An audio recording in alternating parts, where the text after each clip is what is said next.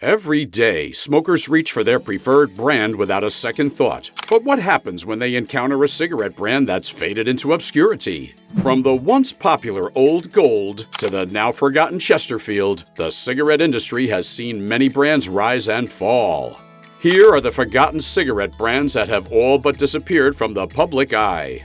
Chesterfield cigarettes, introduced in 1873 by the Drummond Tobacco Company, quickly became popular. They were known for their mix of Turkish and Virginia tobacco, which gave them a smooth but strong flavor. Chesterfield's double-wrap packaging helped keep the cigarettes fresh and moist, setting them apart from other brands. Their unique packaging and strong marketing made Chesterfield a well-known name. In the 1950s and 60s, the brand's fame grew, partly due to endorsements from celebrities like Dean Martin and athletes such as Joe DiMaggio. Advertisements praised the cigarette's quality and satisfaction with slogans like, "It satisfies." However, Chesterfield faced challenges in the 1980s and 90s due to rising health concerns and anti-smoking efforts. By the late 1990s, Altria, a big tobacco company, bought Chesterfield. Although the brand was discontinued in the US, it is still available in some European markets. As Chesterfield cigarettes faced challenges and were eventually discontinued in the US, what led to the rise of new brands with innovative features? Kent cigarettes were introduced in 1952 by the Lorillard Tobacco Company, named after Herbert Kent, a former company executive. Kent became well known for being one of the first popular filtered cigarettes. The unique feature of Kent was its micronite filter, which was advertised as offering the greatest health protection in history. However, it was later discovered that this filter contained asbestos, which is highly carcinogenic.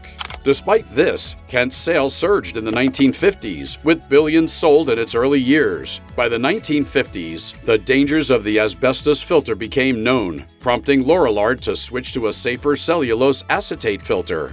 This change, however, did little to repair Kent's reputation.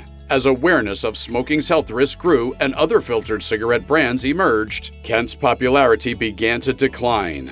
Now, as Kent cigarettes faded due to their health risks, could another iconic brand from the past offer a contrasting story of popularity and challenges? Viceroy cigarettes were launched by Brown and Williamson in 1936 and quickly became popular as the first cork-tip filtered cigarette. As a mid-priced brand, Viceroy was notable for its cellulose acetate filter introduced in 1952, which was marketed as a healthier choice by reducing tar and nicotine intake. The slogan, "Viceroy's got the taste that's right," highlighted its smooth flavor. During the 1950s and 60s, Viceroy was advertised as the cigarette for intellectuals and professionals, with endorsements from dentists promoting it as a smarter choice for health-conscious smokers. However, by the 1990s, Viceroy's popularity in the US declined, and it was eventually bought by Reynolds American. Today, it is mainly sold in countries like Russia, Poland, and Turkey. As Viceroy's popularity waned, it left a gap in the cigarette market that new brands were eager to fill. Could the introduction of Raleigh offer a glimpse into how menthol cigarettes sought to capture the public's interest? Raleigh cigarettes were launched in 1928 by the Brown and Williamson Tobacco Company. What made Raleigh unique was its coupon program, which included coupons in every pack that could be redeemed for various products like household items and sports equipment. This innovative approach attracted budget-conscious smokers who enjoyed the extra value. Raleigh's cigarettes were also known for their smooth and mild flavor, appealing to many. However, as time passed, Raleigh faced tougher competition and changing market conditions. Health concerns and anti-smoking campaigns in the latter half of the 20th century led to a decline in cigarette sales overall. By the 90s, Raleigh struggled to keep up and eventually disappeared from the market. As Raleigh faded from the market due to increasing competition and health concerns, another brand was making waves with a refreshing new twist. What set Salem apart from the rest, and how did it manage to capture a different segment of smokers? Salem cigarettes were first introduced in 1956 by the R.J. Reynolds Tobacco Company as the first menthol cigarette with a filter. This innovation set them apart by offering a refreshing menthol taste that quickly became popular. Their slogan, "Take a puff, it's springtime," perfectly captured the essence of their fresh flavor. The green and white packaging, along with ads featuring outdoor scenes, highlighted this freshness.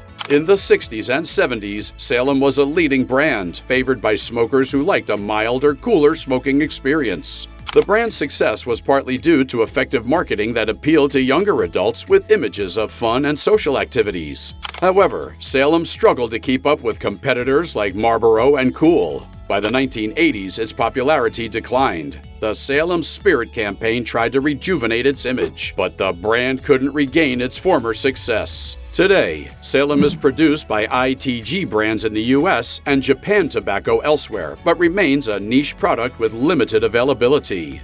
As Salem's attempt to revive its brand with a new slogan fell short, it's clear that changing consumer taste was a major challenge. How did another cigarette brand, Bel Air, handle health-related issues and changing market dynamics?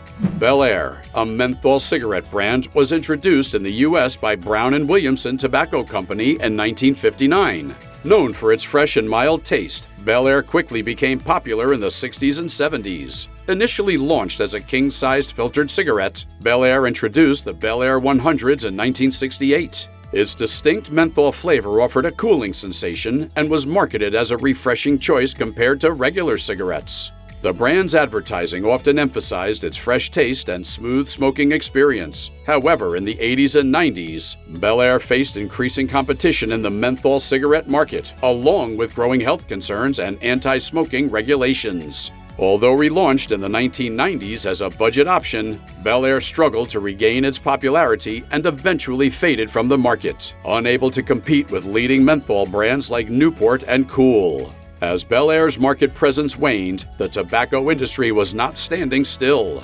How did another cigarette brand try to stand out with a unique marketing twist during this challenging era? Parliament cigarettes, introduced in 1931, quickly became known for their unique recessed filter. This feature was designed to keep tar away from the smoker's mouth, offering a cleaner, smoother smoking experience. Their slogan, "Only the flavor touches your lips," emphasized this innovation. Initially sold in a 2-layer hard pack, they later switched to a standard paper pack. In the 1940s and 50s, Parliament promoted the benefits of its recessed filter, appealing to wealthy smokers with ads featuring glamorous settings and celebrities. Despite its premium image and high-quality tobacco, the brand's popularity declined with rising health concerns and anti-smoking campaigns. Today, Parliament cigarettes are still available, but have a smaller market share compared to their peak years. As Parliament cigarettes' popularity declined amid rising health concerns, could another brand have managed to capture the public's imagination with its own unique charm? Old Gold cigarettes were introduced in 1926 by the Lorillard Tobacco Company and swiftly became a cultural icon due to their distinctive packaging and memorable marketing campaigns. The brand's famous slogan, "Not a cough in a carload," highlighted the smoothness of this smoke and resonated with consumers. Advertisements often featured vivacious flappers, capturing the vibrant spirit of the Roaring '20s and the Great Depression era. Old Gold's success was bolstered by its high-quality tobacco and innovative advertisements. In the 1950s, the brand made a splash with TV commercials featuring animated cigarette packs and women in white boots dancing to the catchy Old Gold jingle, cementing its place in popular culture. Additionally, Old Gold catered to various preferences with options like king-size and filtered cigarettes. Despite its initial success, growing health concerns about smoking led to a decline in Old Gold's popularity, and by the 1970s, the brand's advertising came to an end.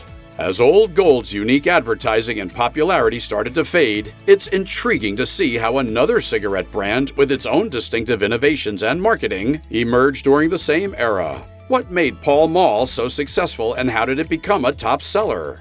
Pall Mall cigarettes were first introduced in 1899 by the Black Butler Company in the UK. Named after a well-known London street, Pall Mall was initially aimed at the upper class as a premium cigarette. Its innovative design, including king-size cigarettes, introduced in 1939, which were no longer than the usual cigarettes of the time. This design was meant to offer a smoother and cooler smoking experience. Pall Mall became extremely popular in the 1950s and 60s, becoming the top-selling cigarette brand in the U.S. by 1960. The brand's success was boosted by memorable ads and the launch of 100mm long cigarettes called Longs in 1966. However, its dominance faded as other brands like Winston gained market share. Today, Pall Mall is still produced by British American Tobacco and is available in various markets, but it now serves as a value brand with lower-priced options. As Pall Mall's dominance in the cigarette market waned, other brands began to capture consumer interest.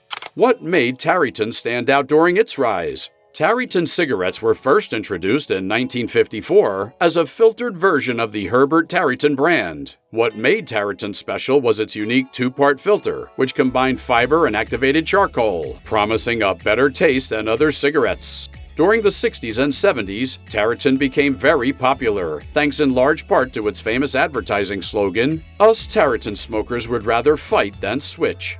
These ads featured smokers with black eyes to show their loyalty to the brand. However, Tareyton's popularity began to drop in the late 1970s and 80s. In an effort to boost interest, the brand introduced a light version with a new slogan, "I'd rather fight than switch," but this campaign didn't succeed as hoped. Changes in consumer preferences and rising competition from other brands led to Tareyton's decline. As we've seen, these forgotten cigarette brands each had their moment in the spotlight before fading into obscurity. Which of these brands was your favorite, or do you remember any other brands that should have made our list? Drop your thoughts in the comments, and don't forget to like, share, and subscribe for more.